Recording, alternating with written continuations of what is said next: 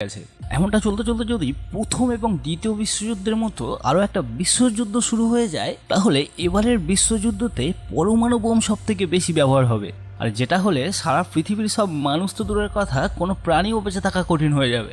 কারণ সারা পৃথিবীতে বর্তমানে মোট 13,000-এরও বেশি পরমাণু বোম রয়েছে। আর যে বোমগুলো দিয়ে সারা পৃথিবীকে শুধু একবার কেন 15 থেকে 20 বার ধ্বংস করা সম্ভব। প্রথম বিশ্বযুদ্ধের সময় এই পরমাণু বোম আবিষ্কার হয়নি, তাই তখন সাধারণ গোলাবারুদ দিয়ে যুদ্ধ হয়েছে। দ্বিতীয় বিশ্বযুদ্ধের সময়ও এই পরমাণু বোম কারোর কাছে ছিল না। দ্বিতীয় বিশ্বযুদ্ধের একদম শেষের দিকে এই পরমাণু বোম আবিষ্কার হয়, কিন্তু তাও দুটো শহরে এই পরমাণু বোম সাধারণ মানুষের উপরে ব্যবহার করা হয়েছে।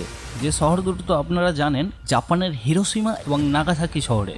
হিরোশিমাতে প্রায় 1,40,000 এবং নাগাসাকিতে প্রায় 78,000 মানুষ বোমা বিস্ফোরণের সাথে সাথেই মারা গিয়েছে। তারপর সেখানে এই বোমার রেডিয়েশনের ফলে তার পরের সপ্তাহ, মাস, এমনকি বছর ধরেও এই মৃত্যুলীলা চলতে